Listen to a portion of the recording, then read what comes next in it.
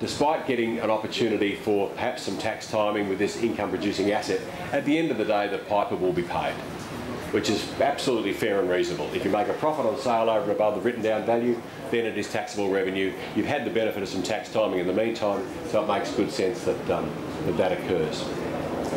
I think that's probably all I need to say on that particular area. I'd be interested to see the 5-year. Sorry, the 5-year shorter term sale. We're happy to do that, Brent. Could we just slide back to the 5-year spreadsheet if we could? This particular, the only difference between the 10-year and the 5-year here is that on the financing model that we've put in here, there is a residual at the end of the 5 years, and that's contemplated here. But we'll run through them quickly. So we've got a sale value of 450. We've got a written down value of 115. Therefore, your clawback liability is 335. You're actually 50,000 up in surplus, which is your revenue plus your tax deductions exceeding your financial outlay by the $50,000. So we come to the bottom numbers, 450 being sold, there's the 112 deposit accounted for within this structure. There's the residual value or balloon of 180 that will need to be paid because there's a discharge of debt. There's the $50,000 credit because that's what you're up over that 5-year period, and there's your $134,000 profit on sale tax payable. So you've got that revised number at 74. I think there's a couple of issues here. Certainly, if you are contemplating a business in the truest sense, you need to contemplate it as a business.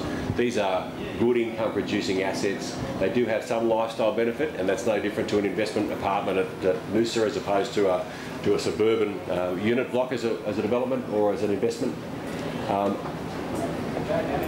It is essential that you do have a view that you want to meet a business of prospect and profit and significant commercial purpose. There are other areas within this charter boat circumstance. At a lower level, there is something called an enterprise or hobby-based business. And what that really says is, I'm contemplating owning a charter boat. It's not going to meet the necessary benchmarks of prospect of profit and significant commercial purpose. It's earning some income, but it's never really going to earn the levels of profit requisite for me to be able to contemplate negative gearing as a business. And what you will in that circumstance obtain is deductions at least to the level of your revenues. So if the boat's providing a net income, and remembering this one's earning about, I think what it was, Brett, what's the net income on this boat per 38,000, was it? Yeah, about 38,000 a year. You'll find in some of the regional fleets you might have a boat that's only really netting an owner $10,000 a year. So it's never going to meet that prospect of profit, but it's a good outcome for that owner. He's got all his repairs and maintenance, his marina fees and all those things covered, the boat's well looked after, and he's running a hobby-based business. And I think that's what's being contemplated at the moment by those non-commercial loss provisions that we're seeing within the hobby farms for high net worth individuals. Can you do that through your self-managed super fund? It's a very good question. It was asked yesterday. We can't give you any formal advice on it. I think the things that you risk with a super fund, number one, you can't have debt in a super fund, so you would have to have it fully paid for by cash. But I think the most important part is when you do have a self-managed super fund, you have a fiduciary duty to your unit holders. If you had an $8 million super fund and you were deploying 7% of that fund into a working boat, that's perhaps okay, but if you're deploying 80% of your super fund into a working boat, then I think that they would consider that the fiduciary duty's been breached, that you haven't got enough spread to protect your unit holders. So you just have to be, it's worthwhile contemplating, but it needs some good accounting advice wrapped around it. Yeah. So we've talked about the hobby-based business, and as I said, I think that does contemplate what they're talking about in the non-commercial loss provisions at the moment. So really, they can be a very good business. They do need a fair amount of contemplation and understanding. Anyone who goes into charter boat purchases and to run a charter boat business needs to do a lot of research. They need to be very clear about the legislation, about the tax rulings on it. They need to become an expert in this industry. This is not a passive pine plantation investment. This is about you running a business, and if I can conclude, I think it's very important to recognise that despite the fact that these boats are managed by very capable operators in the Whitsundays, it is your business. It is not the charter operator's business. You simply require them to manage it on a contractual basis. And that's again one of the hallmarks of the structure. Thanks, Brett. I just wanted to take you through one more scenario, which is a common thing that's put towards me, that people, rather than buying a charter boat, say, well, listen, I'll leave it for now. Maybe in 5 years' time we'll come and buy a charter boat, and then go and buy a private boat and go cruising for a few years. But people don't take into consideration the costs of doing that as a result. So I'll just quickly go through a couple of points. Obviously, if you're chartering, or if you didn't have a boat, and maybe to get some time on the water, you chose to charter for a few years instead. So say for the first 5 years you were chartering maybe a couple of weeks a year. You're looking at about $6,300 for a charter for a week. So over 5 years, that equates to about 63 grand in charter fees. And then say at 5 years' time, you go out and you go and buy a private boat. Again, another thing that isn't always considered is the cost of new boats do increase. And we're about to see a 5% increase on our boats in June come through. So over the years, in 5 years' time, a new 1160 might very well be worth, the mid-700s.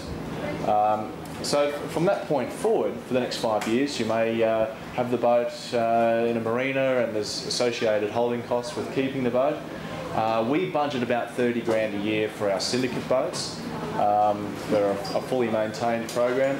So, roughly speaking, about 150 grand over the next 5 years.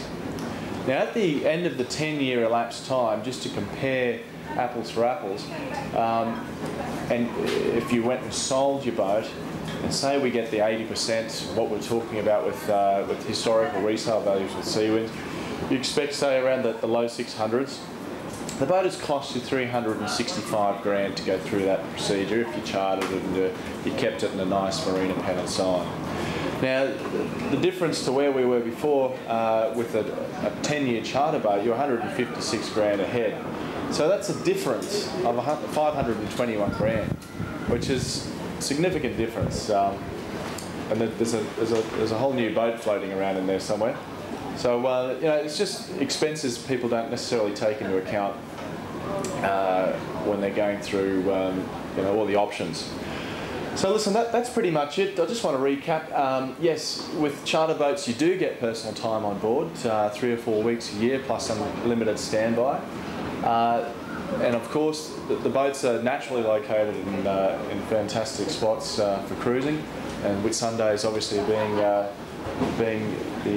premium choice. The boats are an income-producing asset as opposed to a liability.